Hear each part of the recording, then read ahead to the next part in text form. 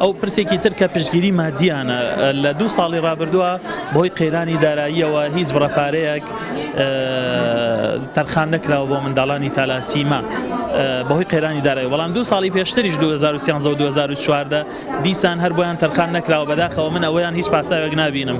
ئومێد دەکەم لە داهاتووە کە ئێستا تۆزێ بارودۆخی دارایی باش بوو وەزارەتی دارایی چاوێک بەم بڕیارە بخشێنێتەوە هەموو منداڵێکی خاوەن پێداویستی تایبەت هەموو خاوەن پێداویستێکی تایبەت بەتایبەت هەموو منداڵێکی تالاسیما ئەو بڕەپارەی بۆ تەرخانکە کە شایستەیەتی کە بڕەکەی هەر لە بنەمایە خۆی کەمە کە 150,000. تالاسیمیان نەک نەخۆش بەڵکو خانەوادەکەشی ماندوو بێزار دەکا بەهۆی سەختی دابینکردنی پێداویستەکانی ژیانی توش بوو.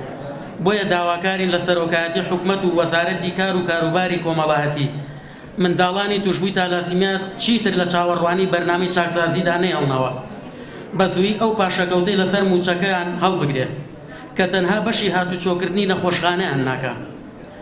هەر لەم ڕۆژەدا داوا لە وەزارەتی کاروباری کۆمەڵایەتی دەکەین مامەڵەی توشبوونیەکانی ژوەر بگرێت کە تاکو ئێستا لە ماف و ئیمتیازاتەکان بێبەشن.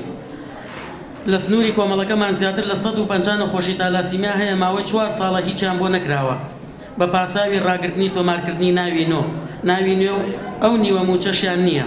وەزعیشی ئاوەمان دابین کە معاشکەمان بنێ مانگە معاشکێ سەمن حاڵێن دووکرێ خان و قەرزارم 3 مناڵم هەیە بە جیفانی خاڵی و هاتوومەتە ئێرە داوا لە بەرپرسانەکەم بەسدا حلێکی ئەم مشکلەمان بکە یعنی زۆر ڕۆژ بە ڕۆژ حەزەکە سەعاتی بمرێ باشترە وەک لەوەی کە بمێنێ بەو ژیان و بەو ناخۆشیە.